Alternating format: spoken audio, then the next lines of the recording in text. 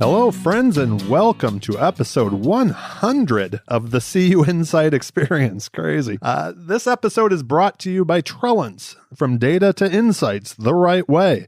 My name is Randy Smith. I'm one of the co-founders of CUInsight.com, and for the past 100 episodes, it's been my job on the show to have conversations with the best and the brightest of the credit union community. Lucky guy. I get to pick their brains and see if we can't find a few nuggets that we can all learn from. My guest on this episode was also my guest on the very first episode of the podcast, Mr. Jim Nussle. Jim is the president and CEO of CUNA. I had asked Jim if he would be my guest on this 100th episode, what seemed like a lifetime ago at the pre-pandemic GAC. For all you kids out there who may not remember, that was back in the day when we would all actually get together in person. I was looking forward to this conversation with Jim. We intentionally kept it broad in scope when talking credit unions and focused on the future and what credit unions are doing well, where we have some room for improvement, what challenges face us over the next few years at our credit unions and our communities and in Washington. I always enjoy talking leadership with Jim, something that I love, which makes for a great guest on the podcast. Is he's not only willing to share all those lessons that he's learned over the years, but also willing to share what he's still working on, where he wants to improve. He had a great story from his first day in the Bush White House. I think you're going to take a lot from this portion of the show. As always, we close the show with a little fun, the rapid fire questions. What's on Jim's playlist? What's he reading? What did Jim want to be when he grows up? So much good in this episode. I can't wait to continue the conversation again down the road. We only have one more episode to go here in season 2. Jill will be back with me next week, and we're going to have some fun wrapping up the year before we bring in all new CUInsight Experience in 2021. But first, without further ado, I give you my conversation with Mr. Jim Nussle. Enjoy. Jim, welcome to the show. Thanks, Randy. Good to be with you again. I appreciate you taking the time again. You were guest number 1. This is actually episode 100, which is mind-boggling to me. So thank you again for being here. My pleasure. I'm honored. There is so much to talk about, and so much has changed, not only over the last couple of years since you were last on the show, but in the last 10 months, obviously. I think we all have a bit of COVID fatigue, but from a national level, what are you most excited about that you've seen in credit unions over the last 10 months, but also going forward? To me, there's no question that credit unions have stepped up and have embodied the phrase I love to use, which is the financial first responders. I mean, they have been there, they've stayed open, they've served members, they've been creative, they've waived fees, they've done all sorts of forbearance, they've been outside of their comfort zone, they've done things that they never thought they'd do before. I mean, just the small business lending, as you know, that's not what we started with. We're consumer lenders.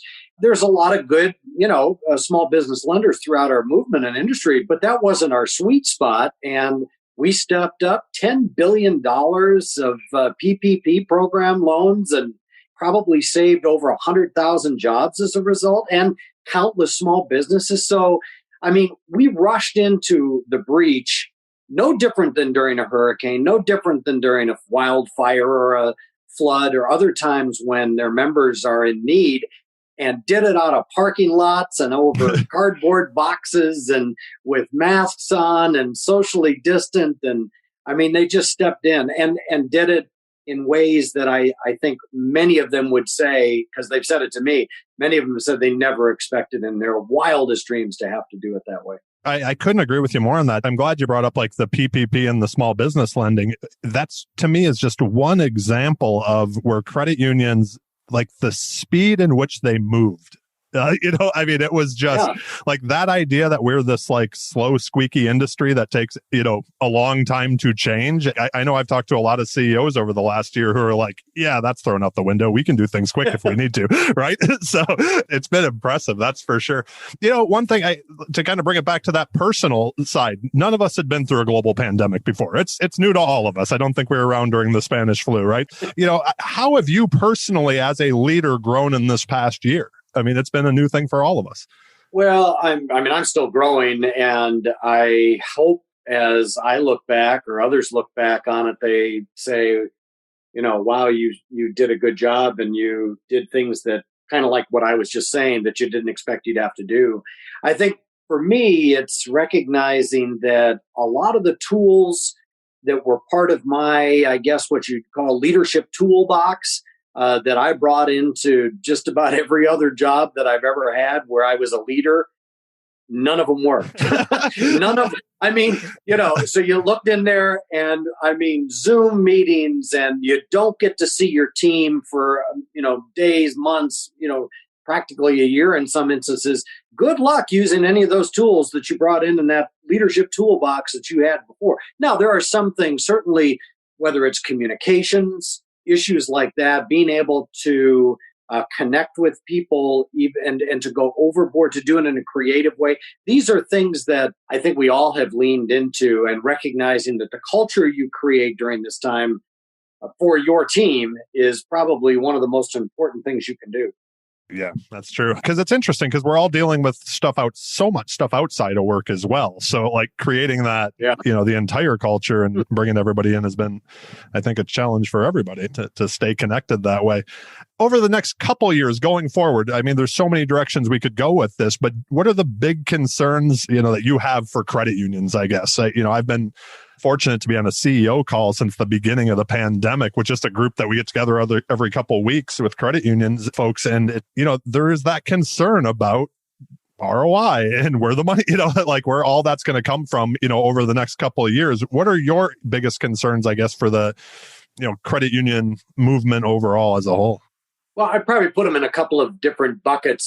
Certainly the first one involves just government regulation, our tax status, things like that. That's kind of the advocacy bucket during a very disruptive election time period, what might be an ongoing disruptive transition, et cetera, et cetera. So that whole bucket, I would say, is out there.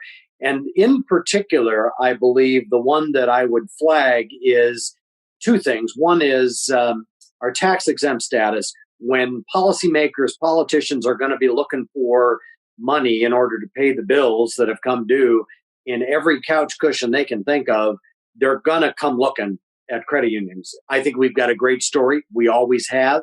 I believe we will continue, but that's one area. Second is just, I believe that there will be a desire to protect consumers in this new administration. And that will most likely bring about a number of regulatory changes that will assume that everybody is a bad actor and will start from a one-size-fits-all kind of negative perspective that politicians, have to protect consumers because nobody else will. Well, credit unions have been doing that. We were for consumers before it was cool, but right.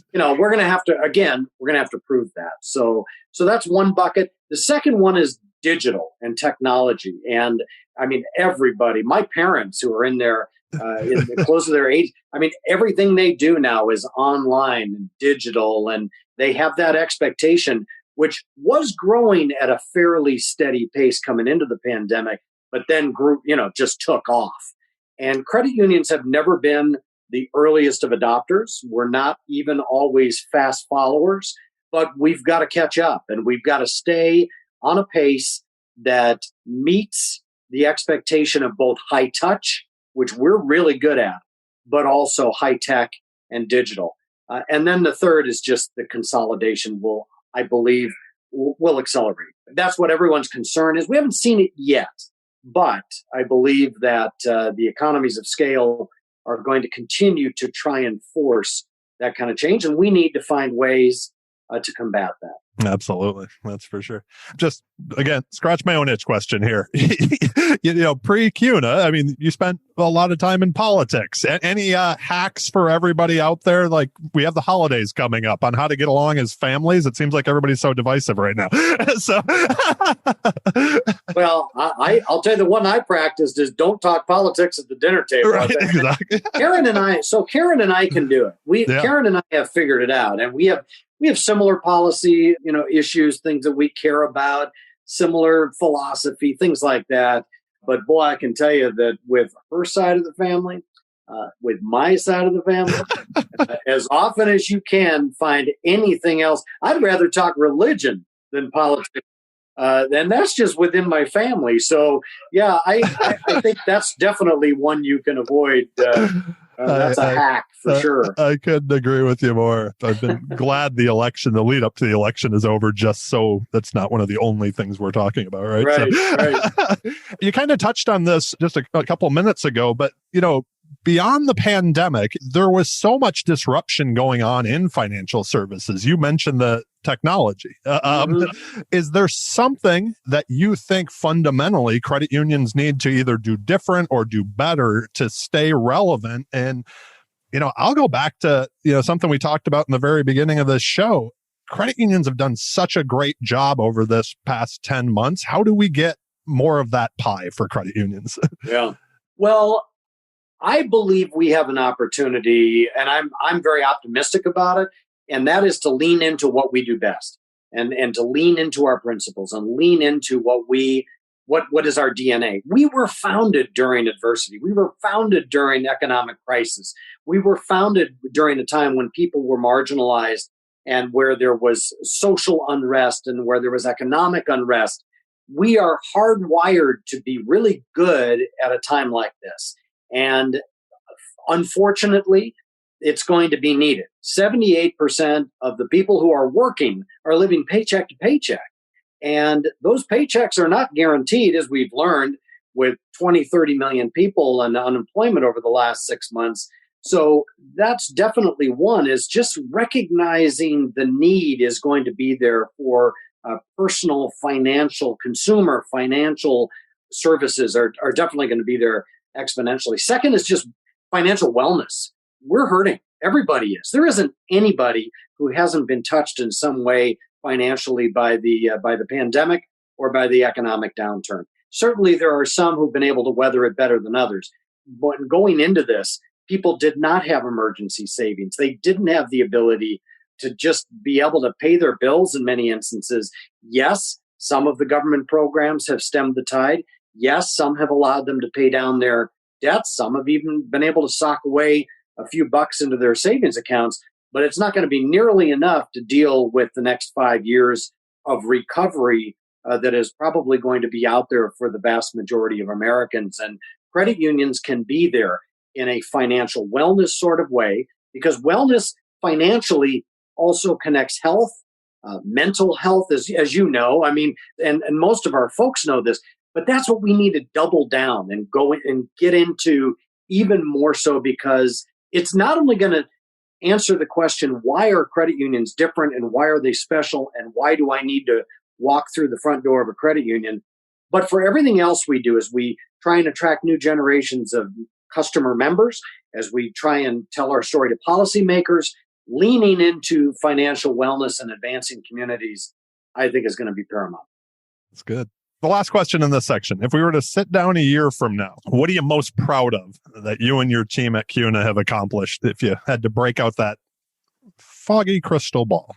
Well, one I'm going to say selfishly or kind of internally, and the other one is exactly what we were talking about. And that is, if we as a movement, credit unions, leagues, CUNA, lean into personal financial wellness and advancing community, small c, I don't mean a town or a county or a city. Communities are defined so differently now. And it's actually back to the beginning of credit unions where we were defined by employee segs. It's now going to be, and community credit unions, now those communities are going to be defined a little differently. And so how we can lean into that is going to be something I hope we can move into, and I'll be proud of that. The second is the virtual GAC. We're going to go all virtual GAC, and we have the opportunity, because think of it this way. You know this as well as I do. We were limited to about 5,000 to 6,000 people because of how many hotel rooms were available. Now the sky's the limit. You can attend the GAC in your pajamas. I mean, think of it. And of course I'm joking, but you know what I'm saying. Absolutely. The sky's the limit. So credit unions can invite their whole team to the GAC. We can get boards to do it as part of maybe a board meeting in early March, that first week of March. I'll give you an interesting side note. The National Realtors did their virtual conference this year. They typically get about 8,000 to 10,000 people. They put 30,000 people into a virtual convention conference, and as a result, made a huge impact on policymakers. That's our special sauce. And so as I look back, our kick butt GAC, where we're able to tell our story to a whole new Congress and new administration, and that we're telling our story in the package of how we're helping change people's lives during a very critical time in their history. That does seem like what you just said. I guess I hadn't thought about that, but the amount of people we could all get there, to talk to our legislators. That's fantastic. Yeah, that's good stuff. Well, I hope we'll link to that, obviously, and everything. So hopefully we'll see a ton of friends that are all signed up and going. And you just have to get dressed from the waist up, right? It's Zoom. Yeah, that's right. The old newscaster thing. Okay, on to the second part of the show, the leadership and life hacks. For those who didn't listen to the first episode, shaking my head. No. What inspired you to take the gig at CUNA as president and CEO? Oh, well, I mean, for me, at least, it was advocacy. I remember being on the receiving end. Credit unions, CUNA, the leagues. I was the representative. I was a congressman from Iowa. And so the Iowa League, together with CUNA, always put so many good people and good stories in my office during the GAC, number one, but they would come back, hike the hill. And when I was home, they would invite me to their credit unions. They would tell me great stories. They would introduce me to their members. We had a relationship. And you may or may not remember this from the first show. I wasn't even an endorsed candidate when I first started out. They endorsed my opponent, right? So, and there was a good reason for it. We're all happy about it now, of course. But the point is that they were very discerning and they were very aggressive about not just using so many financial services like the ABA and others. They use lobbyists. And okay, I have nothing against hired gun lobbyists in Washington. That's great. But real people telling their stories, you can't beat that in advocacy. And that's what CUNA and the leagues and credit unions together do so well. Now we flip that to the other side. You've been on the job for a while. We kind of talked about the last year being an interesting one, but how has that inspiration changed since you kind of switched to the other side of the desk? Now you're the one running CUNA. Well, what I see is so much possibility. I mean, having been on the receiving end, I didn't get to see everything that was happening back in the kitchen. I was out in the dining room eating the fare. Now that I'm in the kitchen, I can see how many places where we can do a better job telling our story. We can tell it together. We can use what I call the choir effect. If we're all singing off similar song sheet, yeah, we blend in different parts, different voices, etc. But if we can do that even better and tie it into solving real problems. One thing I hated when I was a congressman, although it was typical and it was expected, is when a group would come in and they'd have their list. They'd say, well, don't do this to me. Don't do that to me. Cut my regulations. Oh, and I want this, this, and this. And I mean, that was everybody's list. They had talking points. But if you can come into a member of Congress and a senator's office and say, before we talk about issues, I want to tell you how we are changing people's lives back in Iowa in your district, Congressman. Or, Senator, I want you to understand how we are taking the lead to solve a problem in a community back in your district or back in your state. So I don't want to talk about tax status. I don't want to talk about I want you to know what problems we're solving that we need your help to do even better. And wow, if you can lead with that, that is more power. I got to tell you, I've been on the other side of that desk. There aren't any groups that do that well. And I believe credit unions have the ability to do that better than anyone else. Absolutely. Something that I'd wished I'd asked you after the fact, when you were on the first time, was one of the things I've noticed over these first 100 episodes, and some of the feedback I have got is from people that are either new at the CEO job or they want to be a CEO. Any advice, hacks that you have for, like you went from being a congressman, worked in the Bush White House to then kind of moving over to this side of the table. When you were looking at CUNA, like you wanted that CEO job, is there anything that you can think back on that you think was helpful? And then maybe that first, year on the job, I've talked to quite a few CEOs who this is their first year and it's like, the rest of them are going to be boring after this. So, well, I mean, for me, two things. One is there's a great book out called The First 90 Days. That's a great book. I mean, it's a Bible. Yep, And absolutely. you've got one on your shelf. I got one.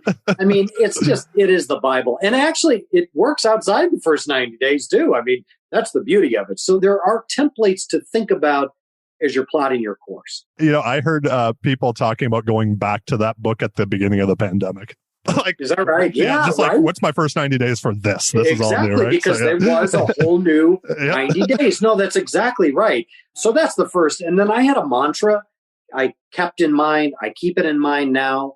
I don't always follow it as well as I should, but it's 4 simple words: listen, learn, help, and lead.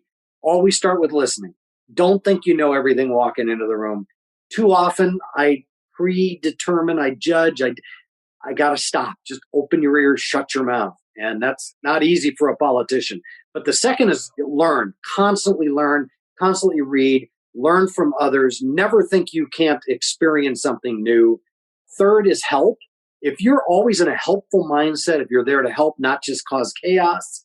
Again, I'm not sure everybody would agree that I do that, but I'm just saying, and then lead. If you've done the first 3, leading becomes natural. It becomes very obvious at that point if you've done listening, learning, and helping. That's what I would recommend to people. Is there something that your team at CUNA has heard you say so many times over the last year that they can finish your sentence? Well, that's one. So listening, certainly listening. I've learned this from other people, and it's visualization. I always start with the end in mind.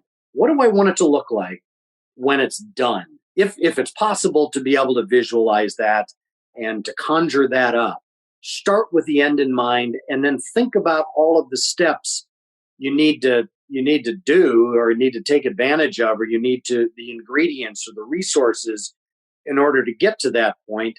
Oftentimes, just by working backwards, to me at least, it gets me to a better place eventually anyway. Because if you have something with the end in mind, you realize you can't get there doing it this way. Maybe you try a different tact. At any rate, I would say start with the end. Let's work backwards. I will often say, and I'm sure people are tired of that too. I think you may have kind of answered the question that I was going to ask you about that. If you're working backwards and you start to realize that it's not going to work, are you good at pivoting? Can you see that? Or sometimes, I know a mistake that I've often made is like, well, I assume it can happen and I'm just, put my head down and go, even though I might need to veer a little different way for a little bit. Well, I'll tell you, and this is, sometimes it's a fault. So I'll just say that I pivot very fast. Okay. So it's very easy for me to say, okay, that didn't work. Let's go a different direction. Whoa. And the rest of the team sometimes is like, whoa, stop, wait, help me. So change management is something I need to work on. So and leaders know what I'm talking about. Yep. You've got to bring your people along, and I can sometimes pivot way too fast and to think of the 6 other alternatives. So for instance, at the beginning of COVID, it wasn't that many days into it that I said, we've got to rewrite the entire calendar because this thing's going to last. And there were a lot who were still kind of mourning the loss of many things that were part of our strategic plan, or part of our to-do list, or part of our calendar, or what we were resourcing. And I was already, okay, the next year is going to be this way. Let's go. And so sometimes it can be a fault if you're not good at communicating or bringing your team along.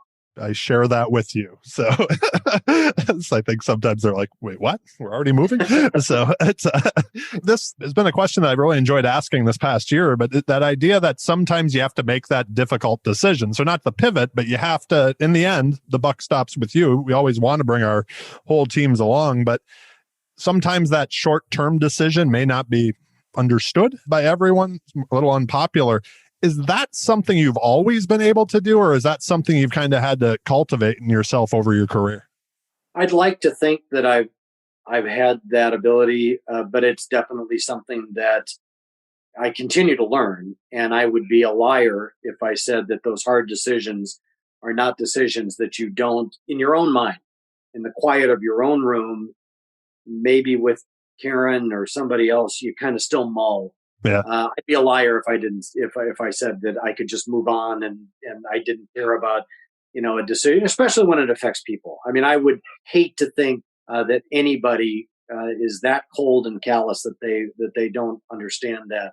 But having said that, if these are the facts and these are the options and these are all the options, I'm typically able and ready to make a decision even when it's tough.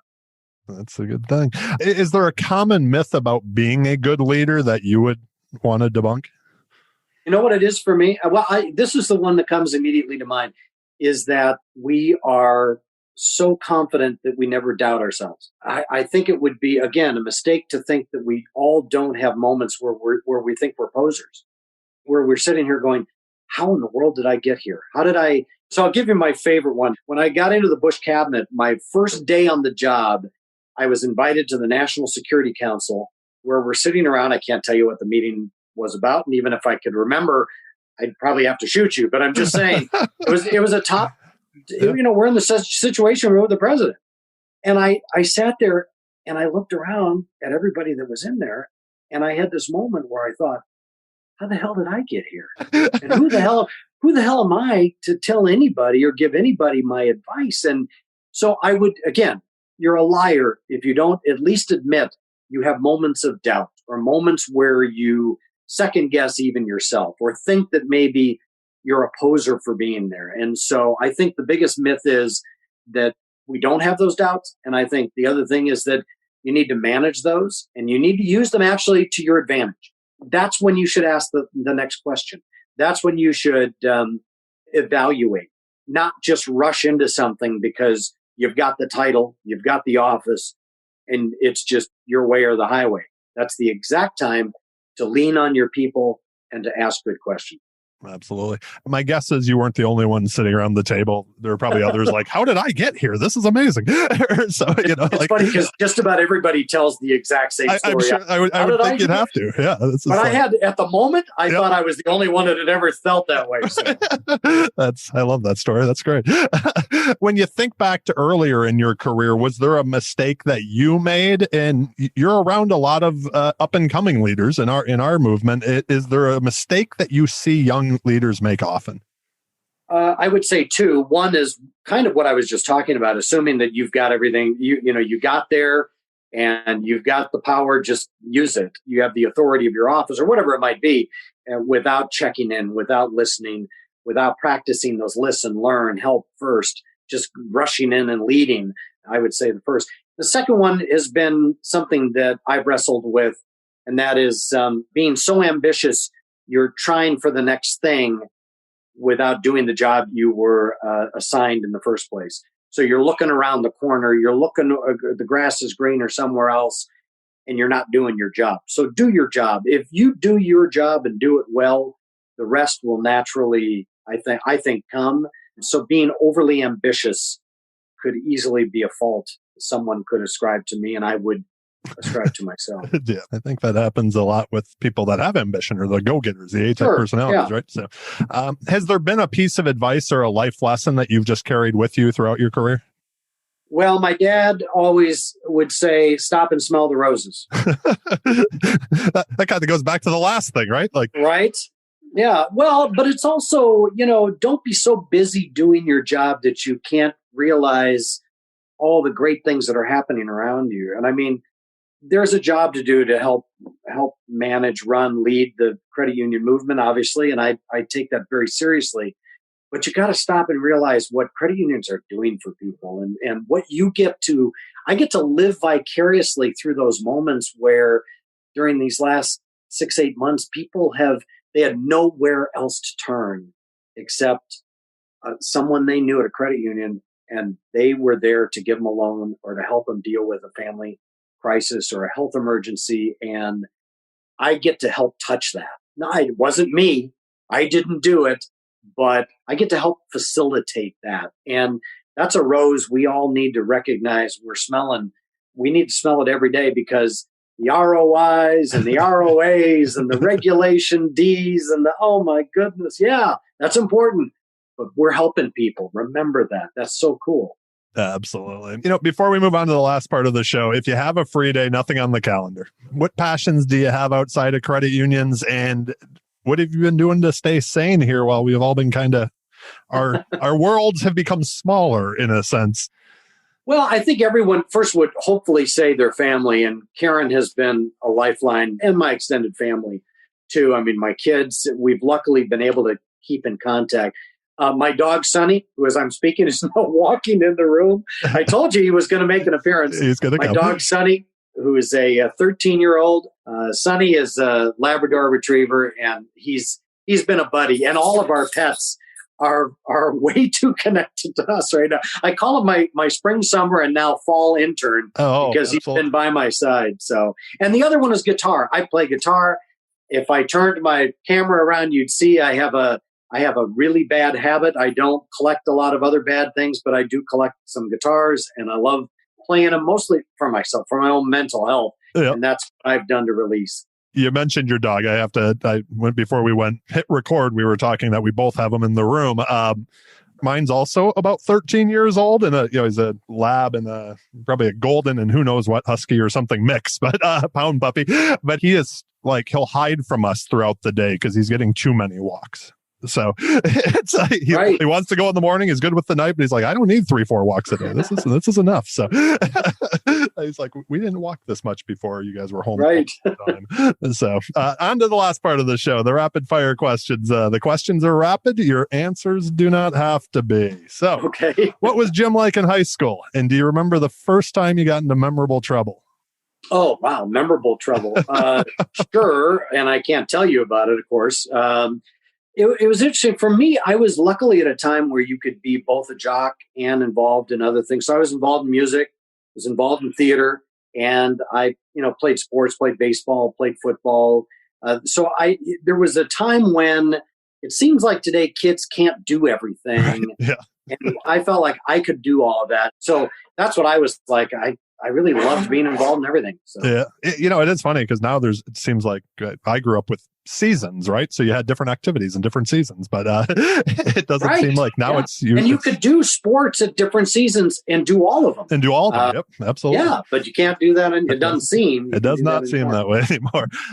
Most of us stumbled into a career in credit unions. Think back to high school. What did you want to be when you grew up? What was the job you wanted? Two things, and I went for them. One is I got a book when I was in 8th grade called I think it was called I, the Lawyer. Okay. And I wanted to be an attorney. Maybe it was Perry Mason. I'm sure there were other of those kinds of influences. And the other is I don't remember exactly how it all added up, but particularly the Watergate hearings in 1973 and 4 were indelible for me. And for some strange reason, it caused me to want to go into public service. I think it was a turnoff to many others. So being a congressman, going into that's something, I probably would have done that. That's something I would have wanted to do. So both of those things. And luckily, I did them. That's pretty cool. I wonder, when we saw the voter turnout this past time around in the election and how many more people were engaged no matter what side of the aisle you're on, right? Like the numbers were just remarkable. And how many first-time voters there were. Like, I wonder other people that have just started paying attention for the first time, how many future Jim Nussles are out there who got their calling through all of this, right? Where they're just like, I want to be there. I want to sit at that table. So I sure hope so. Pretty interesting to see and watch. Any daily routines that you just have to do or your day feels off? Well, play guitar. I mean, I fit that into every day. And it's not like I've got to play half an hour. I hated that growing up. You had to play half an hour, practice piano or whatever it was. No, I do it now, like I say, for mental health. Yeah. That and playing with Sonny, playing with my dog, having coffee first thing in the morning. Those are things that I do naturally. I try and get some exercise, although I can easily procrastinate on that if I'm not careful. But those are my routines that I try and work into every day.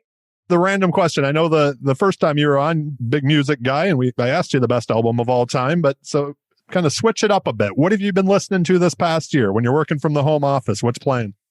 That probably hasn't changed that much, although I did subscribe to some new, music services. And so one of the things I like about that is that they have so many automatic playlists that you can just press play and they give you different moods of the day, or they give you different playlists that are built for you. And so I like the fact that even though I hear a lot of familiar music, I hear some new things too that an old fart like me might not necessarily, download if I wasn't forced to do it.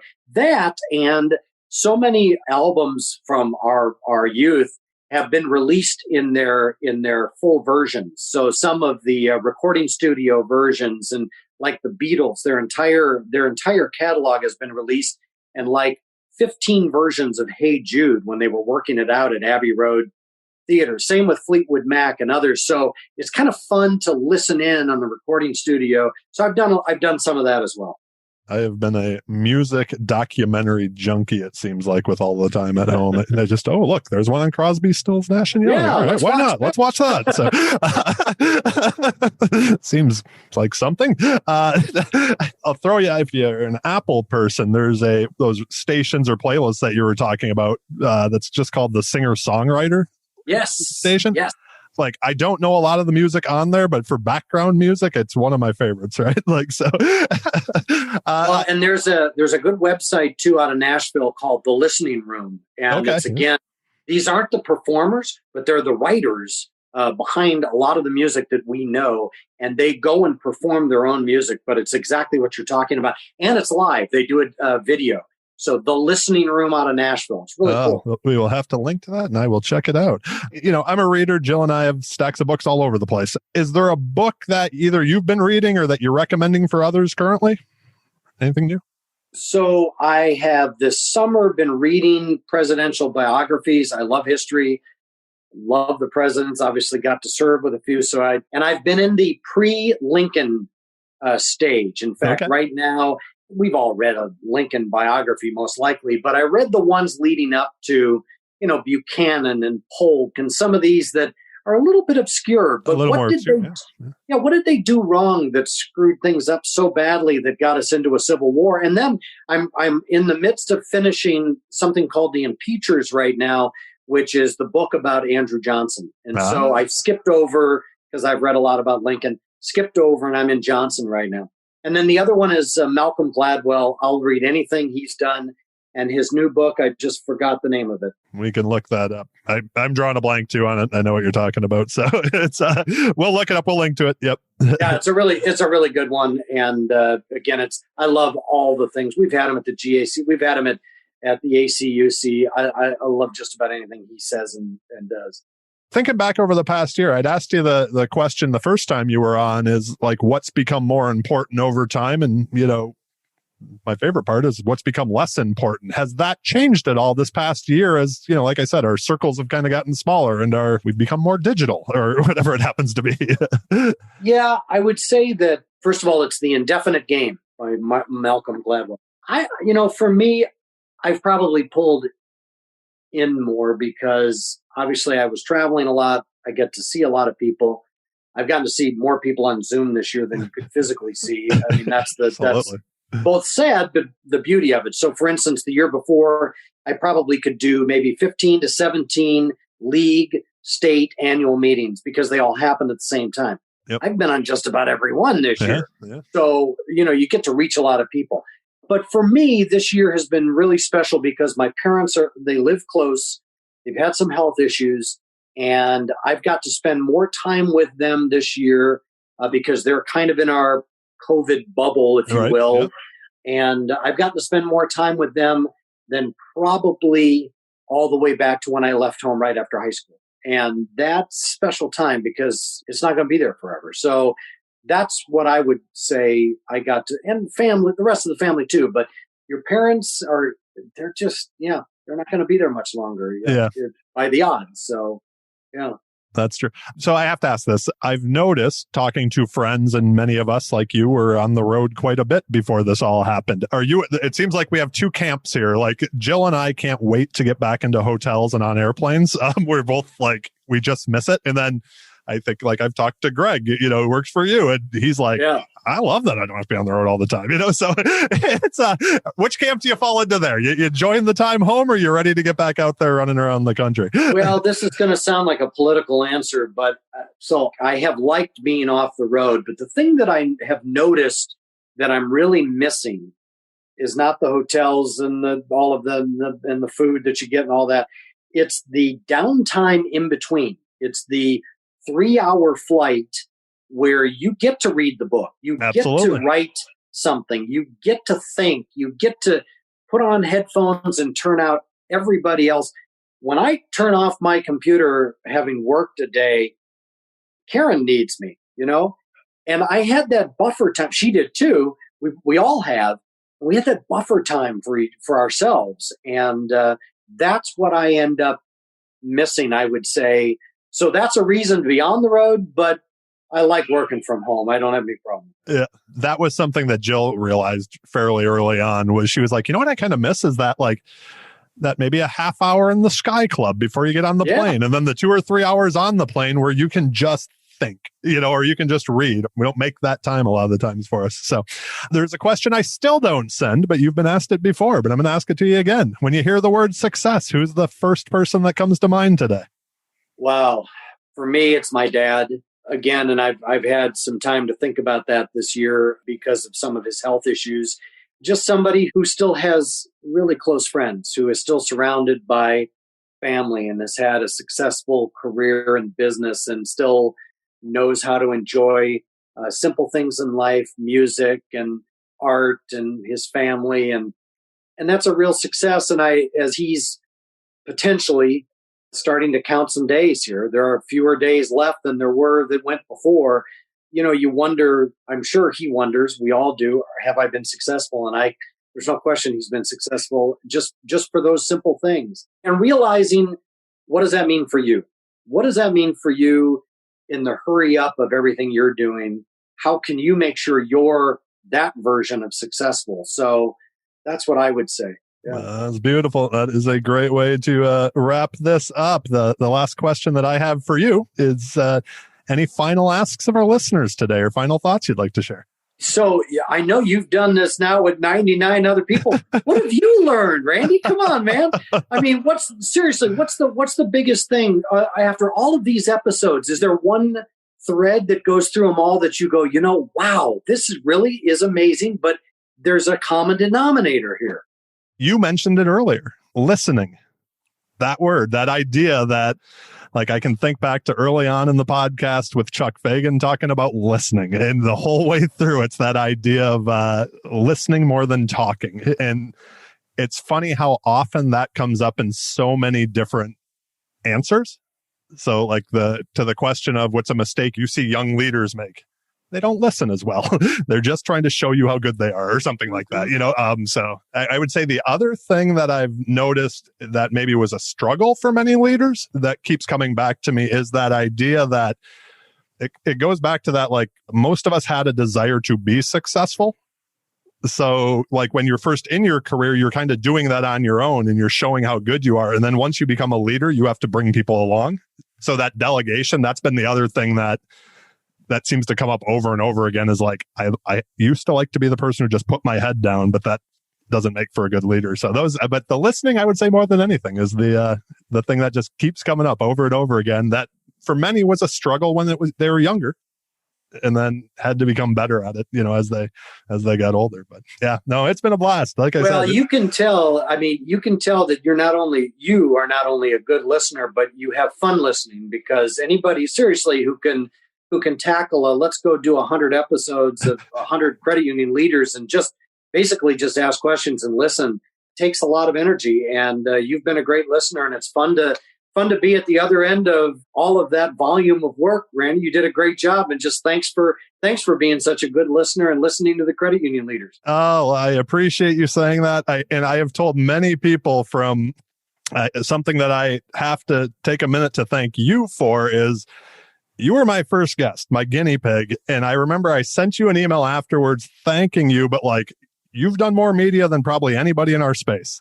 What can I do? And you took the time to send me back an email with just some tips that I was like, thanks, because I was just a nervous mess, right? So it was just because it's just something that was so out of my comfort zone. And I appreciated that. It made me better, but it also, I think, helped shape the future of the podcast. And now 2 years in, it's time to kind of wrap up the 2 seasons and tear it all down and see what comes next. So come back with season 3, but a whole new version of it. So I'm sure your listeners are looking forward to it. I know I am. So I look forward to you coming back and with a new version. Well, thank you again, sir, for taking the time today, as always. If people have more questions of you, email still the best way? Twitter, LinkedIn, what's your poison? It is, yeah. It's at Jim Nussle on Twitter. And my email address I give out freely. It's jnussle@CUNA.coop. JNUSSLE@CUNA.coop. Love to hear from you. Love to hear the good, the bad, and, well, you can save the ugly for some other time, but at least the good and the bad. I love it. Well, thank you again, Jim. Please say hello to Karen, be well and stay healthy. And I look forward to next year, the year after, whenever it is that we see each other in person again and get to share some time together. So thank you again, sir. Thank you. Amen. Before we go, I'd like to say a few thank yous. First to Jim for taking the time out of his busy schedule to share his experiences with all of us. And then a big thank you to our sponsors, Trellance. Our friends at Trellance have been a longtime partner and supporter of ours, so please make sure to click on their link on the show notes and give them a little love. But most of all, I wanted to take the time to thank you, our listeners. 100 episodes would not be possible without all of you. I am so beyond grateful for you to allow me to do what I do on this podcast. Thank you so very much. We have one more episode to come in 2020, and then we're on to an all-new CUInsight Experience for 2021. Have a great day, and please stay well, friends.